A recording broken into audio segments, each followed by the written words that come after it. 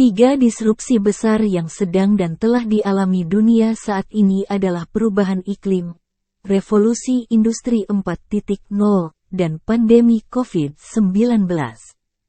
Perubahan iklim memberikan dampak yang luar biasa pada lingkungan dan pertanian, seperti anomali curah hujan, meningkatnya bencana alam, hingga tingginya risiko gagal panen.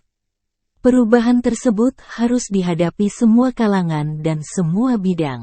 Hal ini dapat menimbulkan efek domino pada segi ekonomi, sosial, dan krisis energi. Perubahan iklim memaksa terjadinya green and blue economy. Blue economy tidak sama persis dengan green economy atau ekonomi hijau.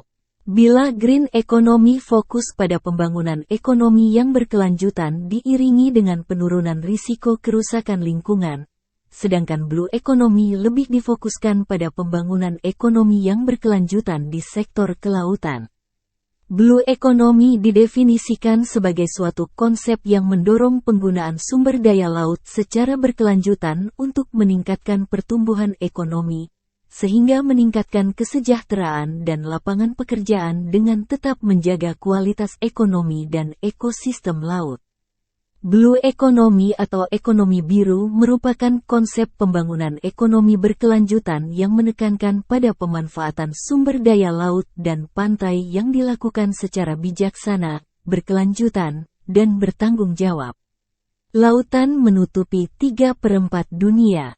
Sekitar 80% dari semua kehidupan di bumi ini terpengaruh oleh laut.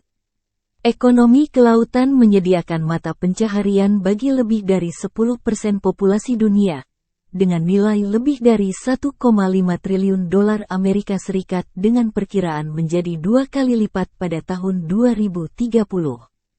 Melihat potensi tersebut, pemerintah Indonesia terus mengembangkan blue economy, yaitu dengan mengelola ekosistem laut dan pesisir dengan baik, mencapai pemerataan ekonomi, dan meningkatkan penghidupan. Indonesia sedang melakukan itu dengan memasang tujuan ambisius untuk meminimalkan sampah di laut. Pengelolaan pencemaran laut merupakan permasalahan yang sangat kompleks, sehingga sinergi dalam pengawasan, penegakan hukum, dan penanganan dampaknya sangat diperlukan. Kebocoran sampah plastik laut mengancam kesehatan lingkungan dan berdampak negatif pada pembangunan blue economy. Sampah plastik berdampak luas dan sulit dicarikan solusinya. Semua pihak harus bertekad memerangi sampah plastik, utamanya di pantai dan laut. Dengan begitu, tekad pemerintah untuk mencapai blue economy dapat terrealisasi. Blue economy ikut menurunkan emisi karbon di dunia. Pengembangan blue economy berupa pemanfaatan sumber daya laut harus dilakukan secara berkelanjutan demi kesejahteraan masyarakat sekaligus untuk mencegah perubahan iklim. Untuk mengembangkan blue economy penting untuk memiliki tata kelola ruang laut yang kuat dan berintegritas. Tantangan yang harus dihadapi dan diselesaikan Indonesia dalam mendorong blue economy adalah pencemaran laut karena limbah, mulai dari limbah industri, rumah tangga, hingga plastik. Indonesia bahkan dikenal sebagai salah satu negara penyumbang sampah plastik terbesar di dunia, setelah China. Selain menurunkan sampah plastik untuk menurunkan emisi karbon, kontribusi positif lainnya adalah meningkatkan ketahanan terhadap perubahan iklim. Misalnya dengan penanaman mangrove di bibir pantai, pengurangan deforestasi, peningkatan penggunaan energi terbarukan, hingga adaptasi terhadap perubahan iklim.